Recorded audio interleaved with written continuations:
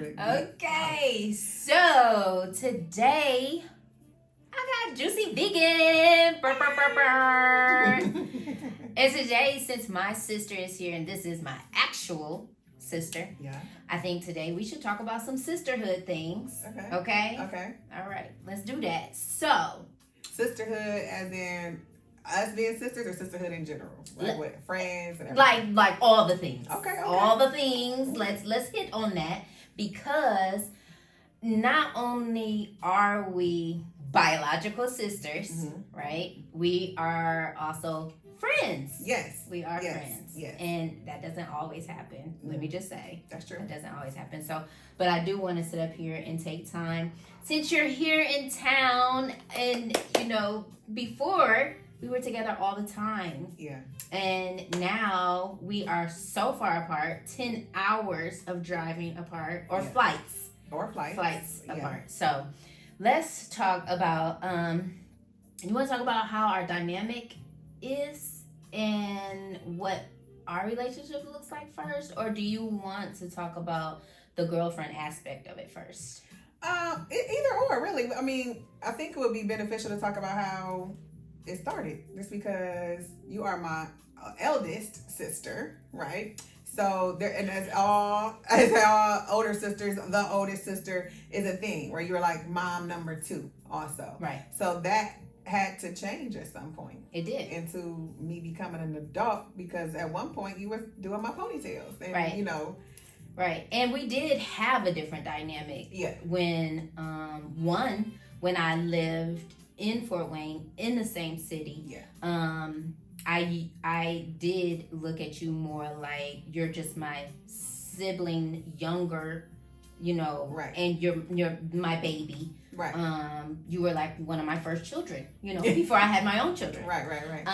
And so almost feeling like, oh, well, then you should obey everything I say. Right. Because I'm your mom. Right. Right. And then I'm like, I'm 27. Or whatever the case may be. Right. As time progressed. Right. And we did for a moment there, like, go through some hard times of, okay, I'm not talking to you right now because you're not doing what I said when I said it, right? Right. And you were like, ma'am, you're not my mom. Yeah. So, yeah. Because at one point you worked, because, mom had to work a lot, so you would be there. You were the one there teaching us how to do all the things, so you were mom number 2. Right. Making sure I was doing what I was supposed to do, make sure I was getting my homework done, and all those type of things. But as time aged, and then you moved out of the house, so that was a transition for me. I mean, for you too, but I mean, it was a transition for me. Like, oh, the person that I relied on the most in the house is gone now. And so I'm like, I knew you were in the city and I could call you, but it was different. Right. Like, can you show me how to use this pad? Can you show me? Like, you were gone. Right. You know what I mean? And then you had a baby too when you left. And I'm like, and you're taking my baby. Like, that was my first baby. Right, because I was at home. My oldest, we were there until Kaizen was not his first birthday. No. So maybe 6 months, 5-6 months. Yeah. And then I was like, oh, it's time for me to go because my mom believes that this is her child. Mm-hmm. Ma'am, I raised yours. We're not going to do that. We're not going to do that. But let's go back. We're not going into that. Let's go back. So then I got my own space, and then I did still rely on you guys though. Yeah. A lot. Yeah. And so we still had some closeness or whatever. And then you got to a point where you went away. Yeah. I went away to school. And then you came back, and then you had your own space. So then that was a different situation. Then you had a child, and so it's a lot. The relationship had to grow based on where we were at the time. Right. And I talk about that even with sisterhood as far as girlfriendship. Like, some of my friendships, my close friendships that I even have now, we did have to separate at some point because of various things. Like, when I started having kids, my friends didn't have kids. And so they didn't understand, like, I can't drop what I'm doing right now to come hang out anymore. I have a kid, I gotta set up childcare, I gotta figure out where she going, or things like that. And so our friendship didn't look the same. Right. I think sometimes too, when we have been friends with someone for a period of time, we expect them to keep doing the same things that they're doing, keep thinking the way that they're thinking. And then when we do see something different take place, we almost as if feel like it's a betrayal of the friendship that we have grown. Right. You know, you're different. Oh, hold up. Now you let this nigga come in and now you different. It should look different. It should look Especially different. when you get married. Like, that should be your person. Right. You know. But we don't, and when people don't talk about it. So I'm glad that we're talking about it, because friendships need to evolve. People evolve. Yes. The person They should.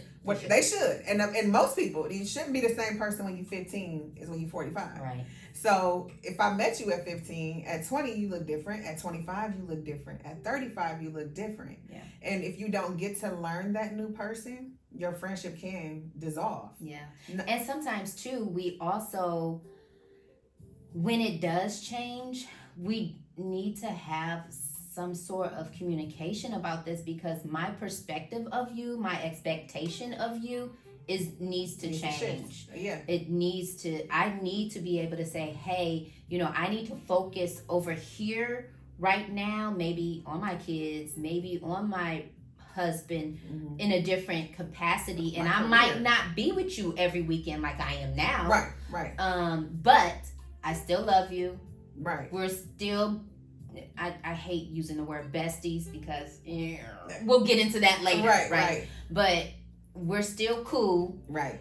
And it's just that I might not talk to you for 3 months.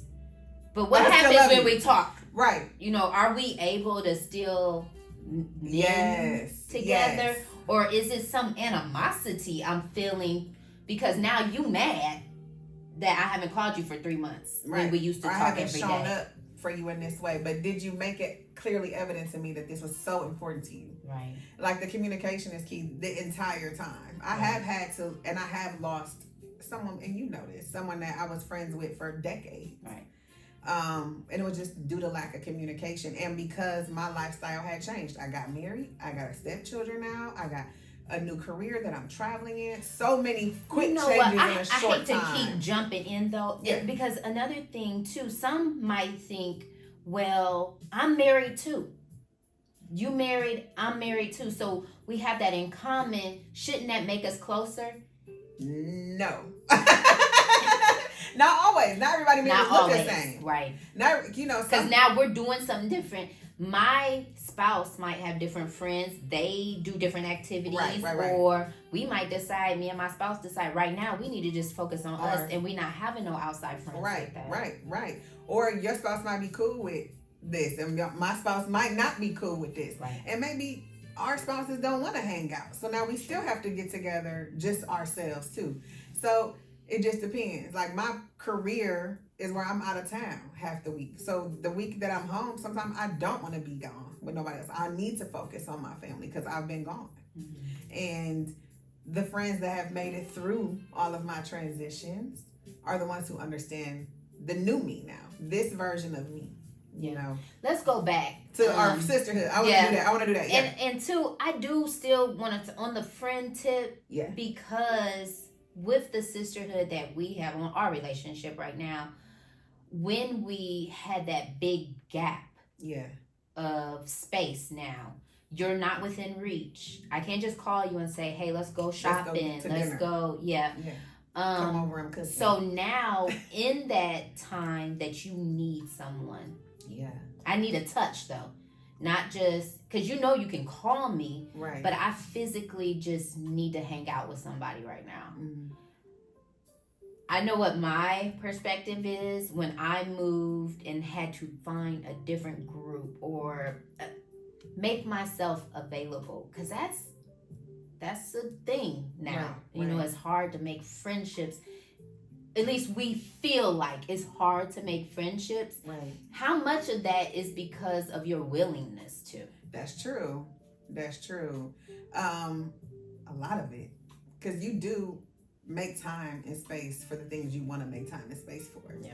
So it's important. That's why I'm here. It's important for me to be here for my niece. My niece graduating. It was important to me, even though I only have 3 days off work. I'm going to fly in one day, fly out the next. Like, it was that important to me. So you do make time for things what you want to make time for. Yeah. And I think this whole female concept, because I've only heard, I'm saying female concept because I've only heard females say it, no new friends. That's dead to me. Toxic. That's dead to me. It's toxic. Your inner closest circle, I understand that, but you can make new friends. Mm-hmm. And the more you progress and you grow and you heighten, and hopefully that is what you're doing. And that's the goal, is to grow more and learn more. And I have found you can meet people in those spaces. I was about to say, I have found that when God is like stretching you or growing you in different spaces, different people come in at those times. Right. And it helps you grow. It helps you expand. It gives you a different perspective. Yes. That maybe you and your day oneers don't think like. About. Yes. We weren't exposed to it. Yes. You don't know something you don't know. Right. You know. So I'm like, absolutely. It's like climbing a ladder. The more you, like, somebody else is on this rung, somebody else is on this rung, somebody else is on this. And those same people can come up the rungs with you, but also some people are going to stay on them back rungs. Yeah. I wanted to touch base back with when you said you moved. I know it was a big transition for you and your family, because y'all left and y'all went somewhere where you had no family. Right. You didn't know anybody. So you had to start a new church, a new everything, start from scratch. And you guys are so focused on that aspect. So I want to know what that was like for you. But I was also going through changes at that time too. I had my daughter just turned 1 when y'all left. Yep. She was 1. And when y'all left, the same year, the 2 other closest people to me, my 2 other best friends, also left and moved to different states. Mm-hmm. So it was like that support system I once had was also now gone. Mm-hmm. And those friendships were also now gone. So we both were trying to find and figure it out. And I heard that no new friends all the time. And so I tried to hold true to that. Yeah. And that wasn't good for me. I shouldn't have done that. Lesson learned, okay?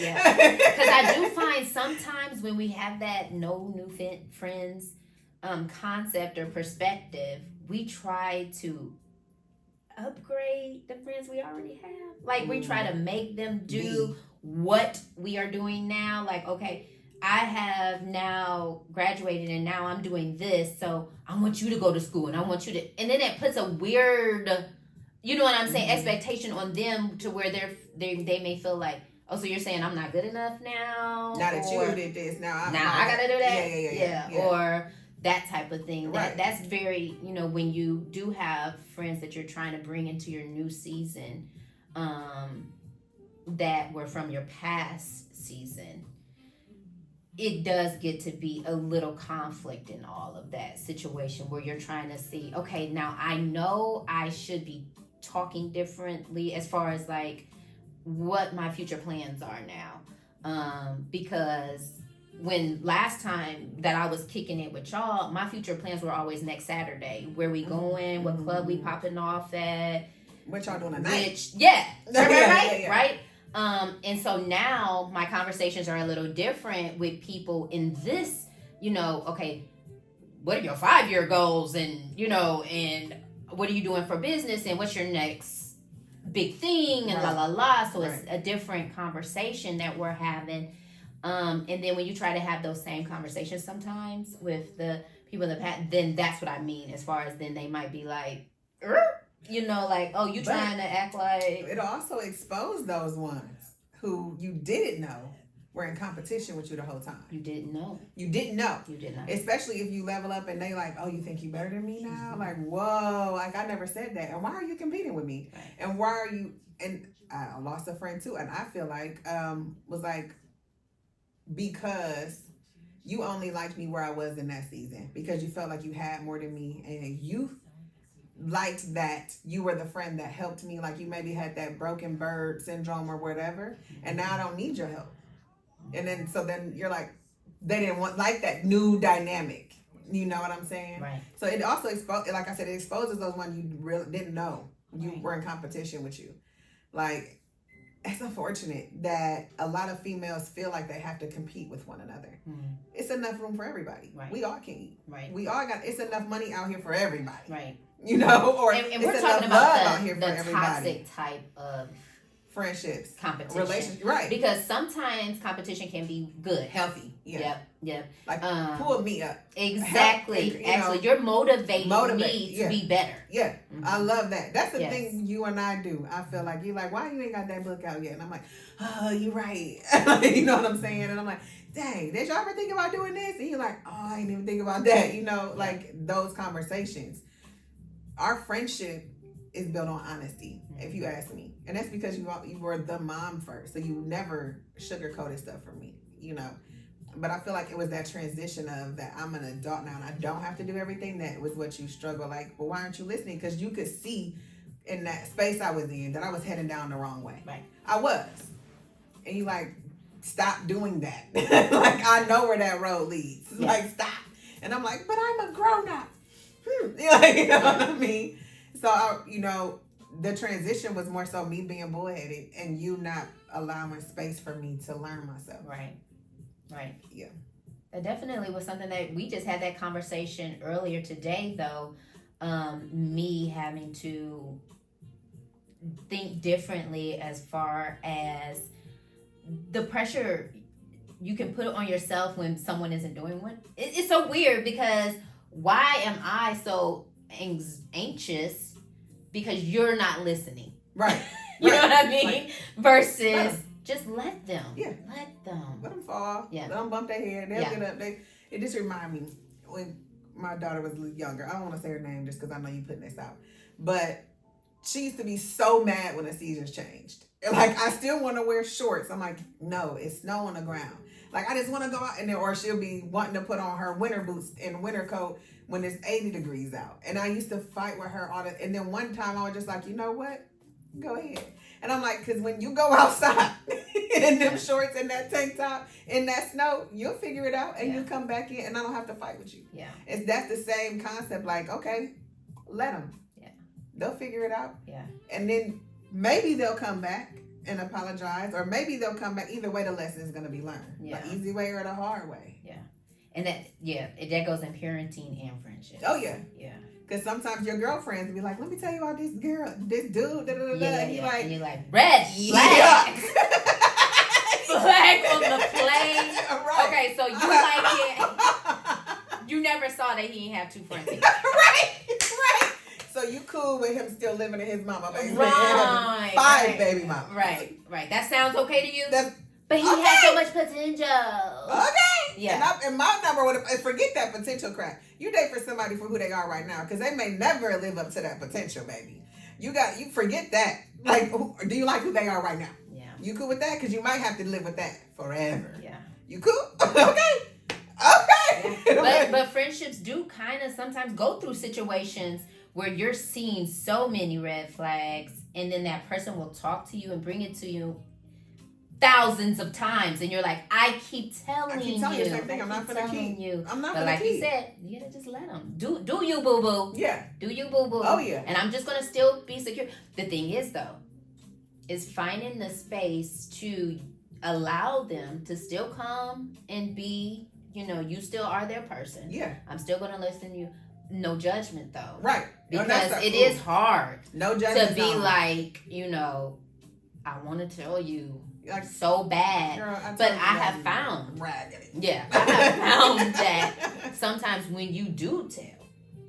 That might be an issue too. Don't now. About mommy. Okay. Because I'm going to still be with him. Yeah. And now I'm mad at you. Yeah. Because you pointed out some things that I already know, but I don't want it to be known. And depending on who it is, they might run back and tell them what you said. So now the dude, like, I don't like your friend either. Because she told me that you said X, Y. And really, so my best friend, her ex-husband, I say ex now because I told her, okay? Didn't like me because I told her. And she told him what I said. And so that put a... That's tough, though. That's tough. No. Husband. No. He was her boyfriend when I told her. Oh. And he was just a dude, well, not even really her boyfriend. It was a dude who was coming to her house and leaving stuff. And I was like, girl, he moving in slowly on you. And she was like, no. I said, when the last time he been to his house? And she like, oh, I just thought we really like spending time together. I was like, exactly, but that's why you got a best friend. Maybe you should ask him. since he's moving in without having this conversation with you, like y'all need to have this conversation. How does it look? Is he gonna contribute to some of these bills, or are you just gonna let him live here for free all the time? Like, it's different. Now that he's starting to move in, y'all need to have this conversation. And so that is what the issue is, that I was like, he should be contributing if he lives here. And he didn't like that. Fast forward, they ended up getting married after I told her not to, because he trapped her. I told her that was gonna happen. And now they got divorced. Nonetheless, it was like through all of that, it was like, bite your tongue. Especially when he became husband. Like, don't say nothing. Especially when he doing all his stuff. But don't say nothing. But friend, it is easy when you're outside. Yeah. When you're outside the situation. Rose-colored glasses are real. Boo-boo. We don't want to talk about ex-husbands. Baby, we don't want to go there because I got one too. And you told me. Mama told me. And I'm like, but I love him. Didn't know this man. I did not know this man. I did not know that man. Yeah. At all. Yeah. And I got married way too fast. I didn't know that man. Yeah. And when I got to know him, I was like, oh, I don't like you neither, though. And I'm like, oops. Yeah, we're totally different. Totally different. So when they say the whole unequally yoked, it is more than just, I believe in God and you believe in God. Yeah. Way deeper than that. It is. It's way deeper than that. It is. It's a whole, now how do you raise your kids? How do you think we should raise our kids? And people can say whatever until you in the situation. Then it looks different. How are you raised? What is your dynamic with your family versus what my family? Oh yeah. You know, those are unequal. Those are things that will cause conflict. Oh yeah. Oh yeah. And so being equal on that, or at least the big things. At least the big things. There's gonna always be things that you have to process and I didn't think of that. Hold up, I didn't even know this would come up. Right. That type of thing. But yeah. Man, baby. Yeah. I was like, everybody tried to tell me. I'm like, I'm in love. I remember before I got married, I was in the back and with mama. And she was getting me ready. She was like, we can leave right now if you want. I was like, huh?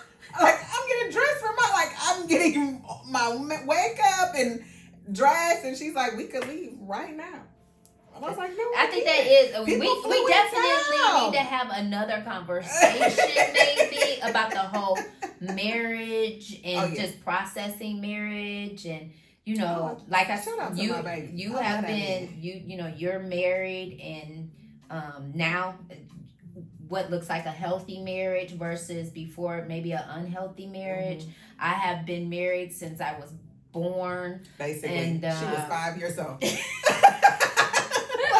And I've been with somebody for a long time. So, I mean, married for a long time. And known him, actually, for a long time. Forever. So, that looks different, too. Than my marriage. Yeah. It does. Yeah. So, those are probably conversations whenever we get back together, we need to touch base on. But back to the Sisterhood. I want to ask you my question. Okay. I want to ask you, how were you able to connect with me as an adult and be my friend after having to be the woman that showed me how to use a pad and a tampon and do my ponytails and be the mom? Like, how did you have to switch looking at me? Yeah. And when did that happen? Yeah. I think because it was we always had established a trust that I felt that I can just say what my truth is and not feel like, oh, she's never gonna talk to me again, because we've processed those things already, right? So it was easier for me to say, oh, Ash, I'm going through this, or this girl hurt me and this is what she did to me, and this and that. I could be honest with you because of the things that we have been through together that were adult-ish. Oh yeah. You know what I'm saying? And so because I saw how you process things with your because another thing we need to talk about is the big age gap. So the things that I saw you process with your friends that were your age, that I deemed adult, because of course it was a period of time where I felt like you weren't adult yet. You couldn't understand where I'm coming from. And so then I would start hearing because you would share, girl, guess what? this person is going through this, or this person did this to me, or this and that. And so it was like, oh, hold up. Oh, girl, I'm talking to is going through the same thing. Yeah. So same age, it almost seemed like the age thing was gone. Okay. Yeah. And then too, you've always been kind of old acting. So that was easy to kind of...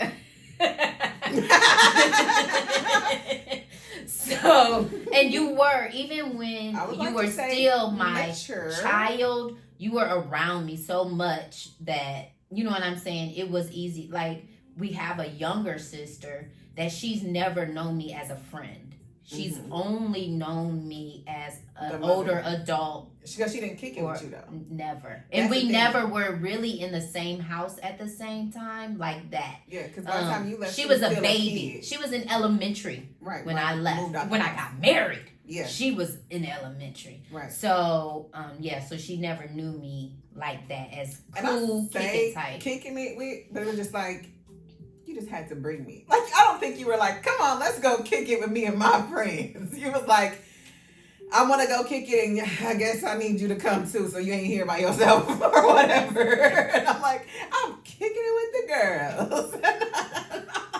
And you're like, go sit over there.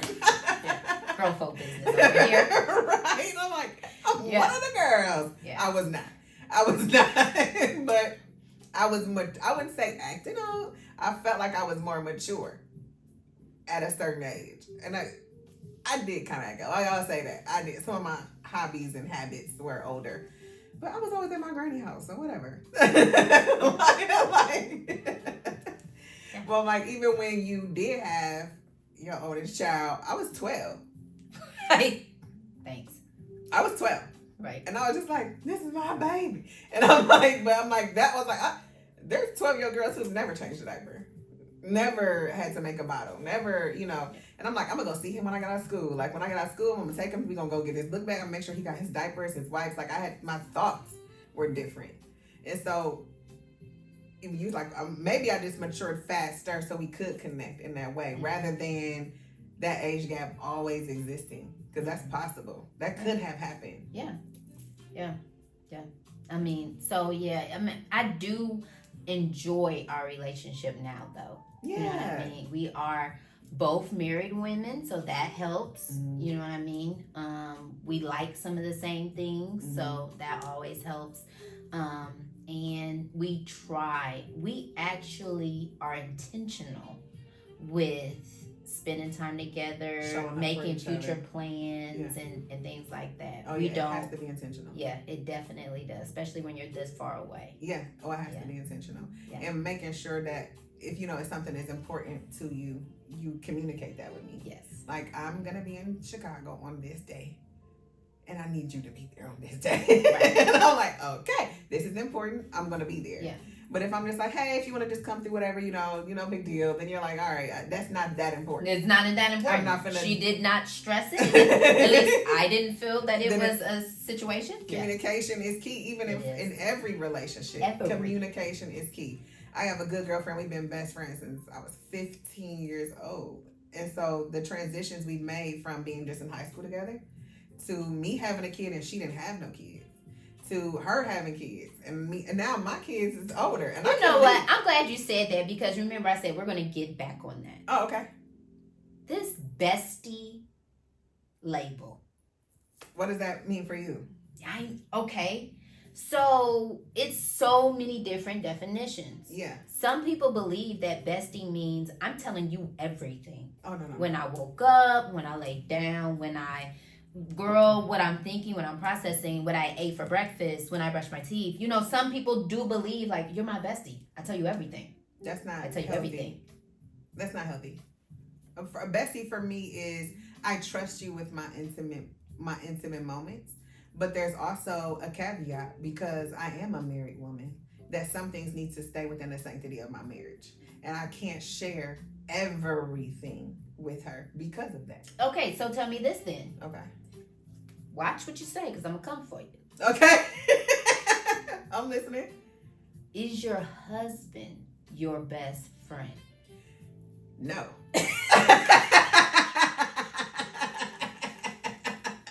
I love that man. I love him down. And he is my friend. Yes. No. Yes. No. It took me a minute. It took me Everybody a minute. swears that these young girls are like, my best friend. My best friend. No. Yeah. No. No. Because there's some stuff, I baby. about. I cannot. And it is best for our relationship. If I don't. If I share everything with you, you gonna start not liking me. You're gonna feel some type of way about me. You understand me? Because if you knew, boo boo. And some of the things I've said about you or thought, I gotta keep it to myself.